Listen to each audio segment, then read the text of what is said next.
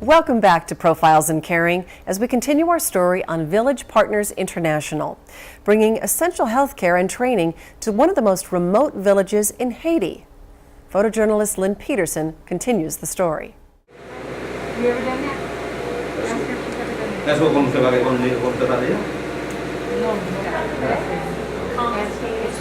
The mission of these doctors is not only to diagnose and perform surgeries, but more importantly to provide these young Haitian medical students the opportunity to work in a hands-on environment. Tell me about this patient.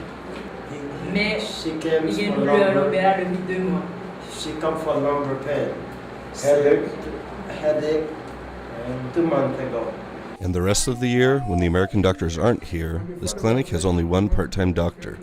He works with very limited resources for a salary that in the States is barely minimum wage. Some of the most common illnesses we see here are skin disorders, gastrointestinal disorders, and some of the most common complaints we hear is dizziness, and everybody has stomach pain. Over there is malaria, and especially malnutrition and heart failure. Talk to me about working with Dr. Ziggy. What do you think about him? It was very nice. Yeah? Very nice, a lot of experience, a lot of things to know. He's very good. Very kind, and he likes to share with you. That's nice. That was very nice. And I respect him a lot too. And I'd like him to stay there, to be able to continue with me, because I learned a lot of things from him. But not everyone on this mission has a medical background. Sylvia's sister Terry is a school teacher, but here, my role is support.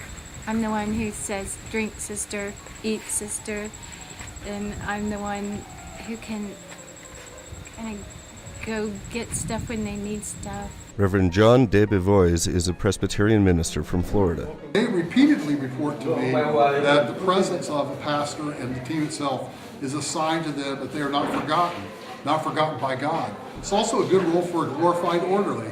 You know, they need somebody to help carry boxes, to hand forceps, to sit with patients in the recovery room, to make sure they don't roll off the gurney. And this is Jeannie's husband, Al. I'm not a medical person at all. I was a chief financial officer of a steel company. I go as a helper, that's all, and they tell me what to do, and I try to do it.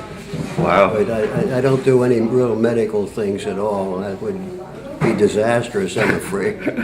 But I can watch patients after the surgery, watch the monitors. I know what to look for and things like that. And I know when to holler for help. Right, that's important. Hey, Jeannie.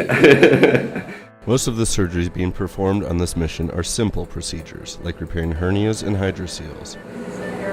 And for Jeannie, Maureen, and Sylvia, the surgeries continue with little complications. That is until an unexpected, emotionally challenging case is presented to these surgeons. Ask the patient if she has any questions for the surgeon. Tell me again, what's her diagnosis? She has a very large breast cancer that she's had for 2 years. You don't have equipment here to do a mammogram or whatever, do you? You can tell by physical exam. Really?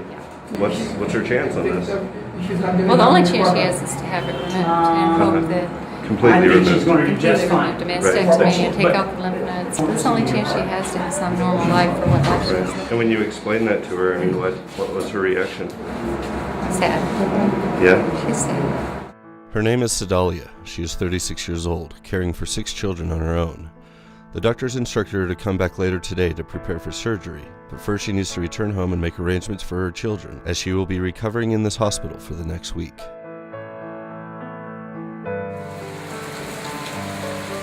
But the day grew long, the rain started falling, and there was no sign of Sedalia. The physicians were all preoccupied with other patients, and I was beginning to worry. So I asked one of the locals if he could take me to her house. Where does she live? Which house? Did she get wet in this rainstorm? Oui. Yeah. Is she gonna come to the hospital today? She's afraid. She is afraid? Oh. If she find a drug which can help her with the problem, the breast cancer, she said. Drugs will not get rid of it. They have to take it out. Ok, normalement, depuis un cas de cancer, tumeur, Is this her husband or her father? her father. Where is the husband? Santo Domingo. Do you know his phone number? Can we call him? He has no phone number. Has he abandoned her? Does he now have another wife? I mean, maybe. It may be. She needs to understand her children will be orphans if she does not have this surgery now. And if money is a problem, she should come anyways. I will pay for it.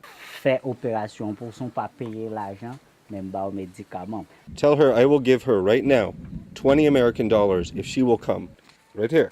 $20. Let's go. We have to go. Merci. Yeah. Okay. You feed your family with it though. Tell her. Okay. And so we started our hour-long hike back to the hospital. Unfortunately, the only way I could convince her to at least come talk to the doctors again was to bribe her. $20 would buy at least 3 months of food for her children. And who knows, maybe the doctors could help buy many more years that her children could still have their mother. Hey, Ziggy, when you have a second, I need to talk to you. She's afraid to have the surgery for many reasons. She doesn't want to be disfigured. She doesn't believe that she can still breastfeed after the surgery. She doesn't believe she can have a child after the surgery. But I had to basically bribe my way to get her back here. She has a very serious problem. This will only progressively get worse. We have a surgeon here now, but we can't. We're only going to be here for a few days. For fixing the house tonight. She has to hurry. It's going to be dark soon. Bye-bye. As Sedalia left, Dr. Zigsby whispered to me, she's never coming back. And as I watched the next storm clouds rumble in, I feared that he was right.